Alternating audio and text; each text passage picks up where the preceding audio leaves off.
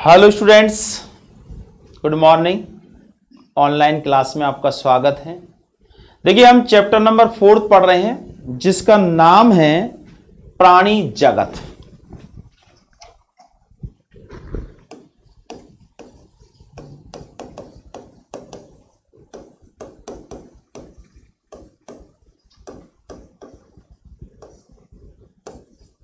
Animal kingdom. देखिए, इसमें सबसे पहला जो टॉपिक था वो था जीवों के वर्गीकरण के आधार, यानी प्राणियों के वर्गीकरण के आधार, जिसमें हमने विभिन्न आधारों की बात की। सम्मिति के आधार पर, जीव प्राणी के शरीर के संगठन के आधार पर, देह गुहा के आधार पर, नोटोकॉर्ड की उपस्थिति अथवा अनुपस्थिति के आधार पर, इसके अलावा शरीर के अंदर खंडी भवन के आधार पर, ये सब वर्गीकरण के आधार हैं। अब हम प्राणियों के वर्गीकरण की बात करेंगे कि प्राणियों में किस तरह से वर्गीकरण किया गया है। तो प्राणियों को सामान्य रूप से दो संघों में बांटा गया है, या कह सकते हैं दो प्रभागों बड़े रूप में बांटा गया है। एक तो होते हैं एककशेरुकीय प्राणी, जिनको एरज्जुक प्राणी कहते हैं, नॉन कॉर्डेटा, और दूसरे होते हैं कशेरुक प्राणी अर्थात कॉर्डेटा। अब जो एककशेरुकीय प्राणी होते हैं उनके विभिन्न संघ हैं, और ये जो संघ, एक संघ के अंतर्गत रखे गए प्राणियों में बहुत कुछ समानताएं होती हैं। तो सबसे हम पढ़ रहे हैं प्राणियों का वर्गीकरण। प्राणियों का वर्गीकरण यानी क्लासिफिकेशन ऑफ एनिमल्स। अब इसमें सबसे पहला जो संघ है पॉरीफेरा। Porifera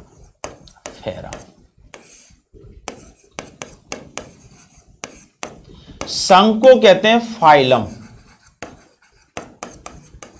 Porifera. अब देखिए, इस संघ के जो प्राणी होते हैं, ये प्राणी कौन कौन से लक्षण रखते हैं। तो देखिए, ये जो प्राणी है इनको सामान्य रूप से स्पंज कहा जाता है। स्पंज, ये स्पंज होते हैं। और स्पंज का मतलब आपके दिमाग में तुरंत आ गया होगा कि स्पंज में कौन कौन से गुण होते हैं। तो ये जलीय आवास में पाए जाने वाले प्राणी होते हैं, अर्थात ये जलीय है, जलीय आवास। इस संघ के जो प्राणी होते हैं वो जल में रहते हैं, यानी इनका आवास क्या होता है, जलीय। ये असम्मित होते हैं,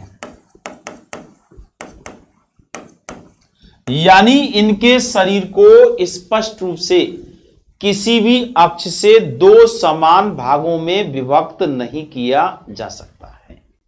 तो ऐसे प्राणी को कहा जाता है असम्मित प्राणी। साथ में देखिए, ये एक प्रकार से बहुकोश के प्राणी होते हैं, आद्य बहुकोश के, आद्य बहुकोश के।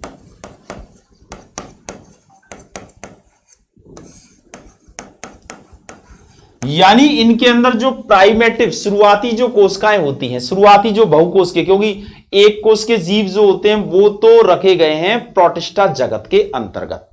तो इसमें जो शुरुआती जीव होते हैं जिनमें बहुकोशिकाएं होती हैं लेकिन अभी सही ढंग से संगठित नहीं हैं, तो ऐसे प्राणी इसके अंदर रखे गए हैं। यानी इनके शरीर का जो संगठन है वो कोश के स्तर का संगठन होता है, कोश के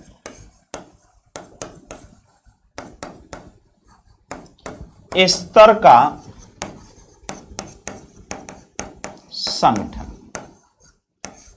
यानी इनमें अलग अलग कार्य को करने के लिए अलग अलग कोशिकाएं उत्तरदायी होती हैं। कोशिकाएं ही सब कुछ करती हैं। ऊतकों का निर्माण जो है वो इन जीवों के अंदर नहीं होता है। अब देखिए, इनमें एक विशेष बात होती है कि इनके शरीर में अनेक छिद्र होते हैं। अनेक छिद्र। अब देखिए ये जैसे इसका शरीर है, ये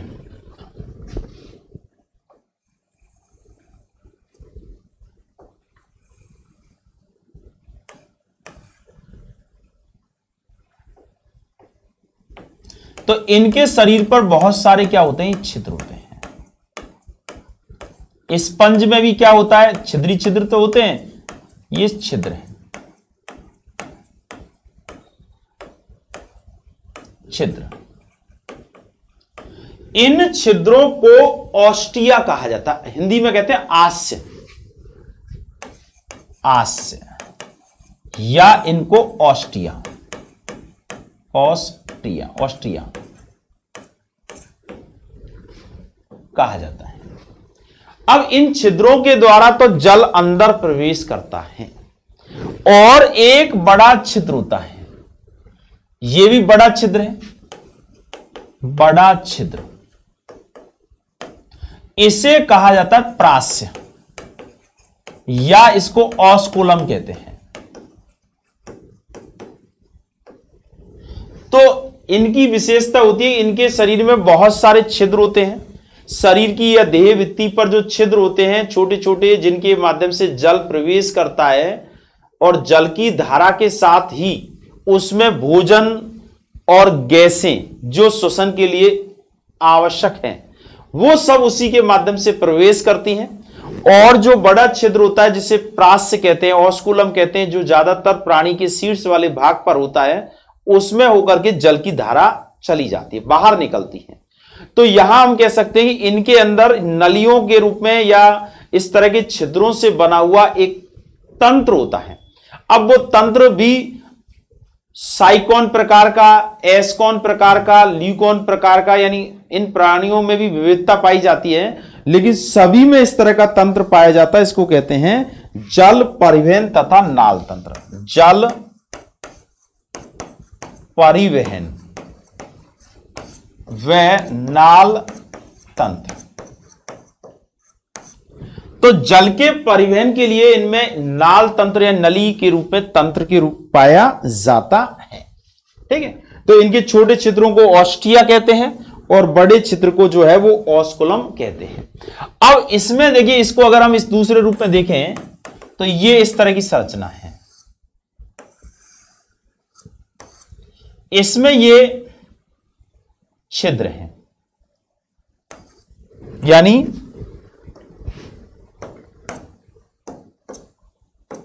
इसको इस तरह से बनाएं,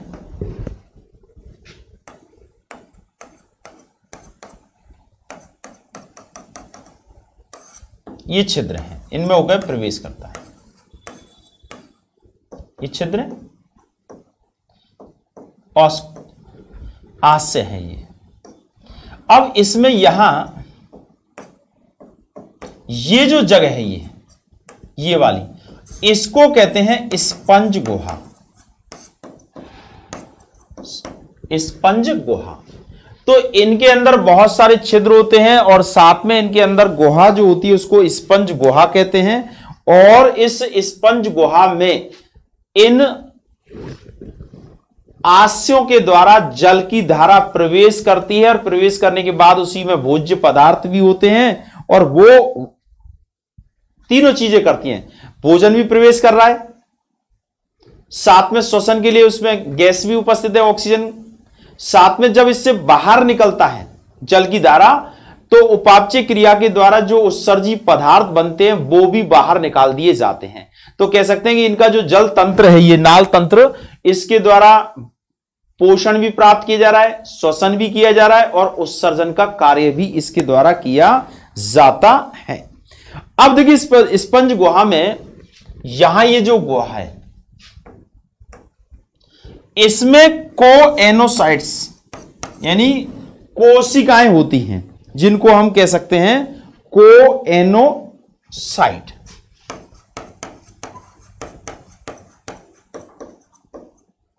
ये कोशिकाएं हैं, ये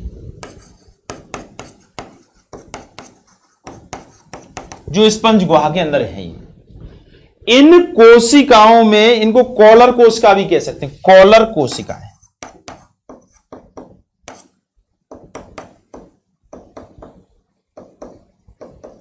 ये जो कोशिकाएं होती हैं ये एक प्रकार से पाचन का कार्य करती हैं। यानी मैंने शुरू में ही कह दिया था इसमें ऊतकों का निर्माण तो होता नहीं है, कोशिकाएं होती हैं तो विभिन्न प्रकार के जो कार्य करती हैं।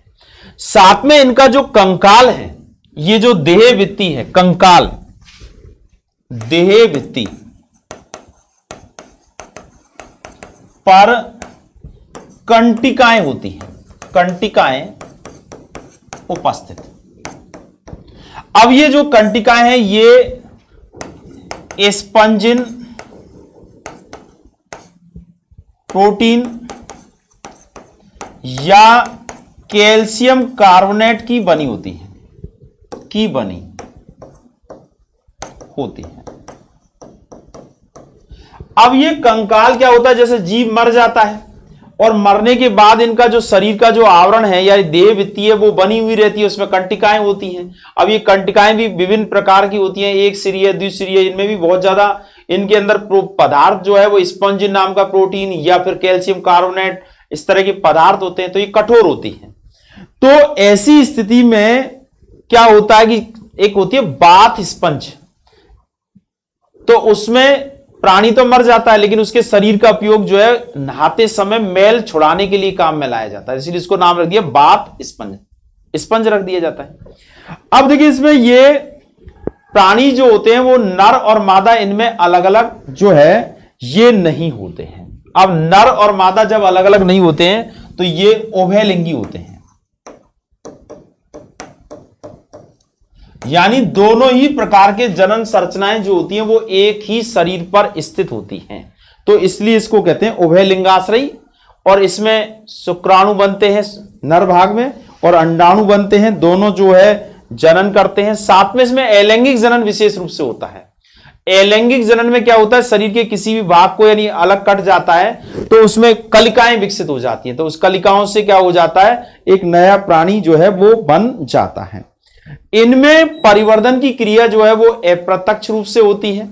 साथ में इनके अंदर जो है वयस्क होने की लार्वा अवस्थाएं पाई जाती हैं और इसके उदाहरण है जैसे स्पॉन्जिला, उदाहरण स्पॉन्जिला, स्पॉन्जिला,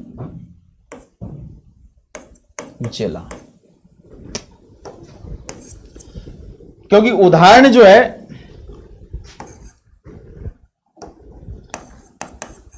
स्पॉन्जिला, ये उदाहरण है इसका एग्जाम्पल। इसके अलावा एक होता है यू स्पॉन्जिया, जिसको हम कहते हैं ना bath sponge, you Spongia, Spongia, Spongilla, you Spongia, ये सब इसी के अंतर्गत आते हैं जो एक प्रकार के क्या होते हैं, स्पंज होते हैं। ठीक है, तो इनकी विशेषता देखिए बहुत सारी बातें हैं, लेकिन यहां जो बातें आपको जानना जरूरी है वो बात बता रहे हैं कि ये स्पंज होते हैं, छिद्र होते हैं इनके अंदर, इनको आस्य कहते हैं। छिद्रों के माध्यम से जल अंदर प्रवेश करता है, एक बड़ा छिद्र होता है उससे बाहर निकलता है। साथ में श्वसन उत्सर्जन सभी क्रियाएं इस जल के माध्यम से होती हैं। इनका शरीर जो है बहुकोषीय होता है, इनका समिति जो है वो आर्य एक तरह से असमित प्राणी होते हैं ये। साथ में इनके अंदर द्विलिंगिता पाई जाती है, नर और मादा दोनों जनन भाग एक ही पर उपस्थित होते हैं। ये मुख्य रूप से अलैंगिक जनन करते हैं, इसमें कलिकाएं विकसित हो जाती हैं और साथ में ये आंतरिक निषेचन इनके अंदर होता है। तो ये उनकी जो बाह्य त्वचा है या कह सकते हैं देहभित्ति है उसमें कंटिकाएं पाई जाती हैं। तो ये हमारा पॉरीफेरा संघ के सदस्य हैं। ठीक है, अब हम आगे कल बताएंगे, अर्थात अगला जो संघ है पॉरीफेरा के बाद का जो संघ है उसका नाम है सीलनटेटा। ठीक है, तो एक एक करके हम इस तरह से आगे बढ़ेंगे। इसमें कई सारे संघ हैं जिनके क्रम से हम बातें करेंगे। आज के लिए इतना ओके।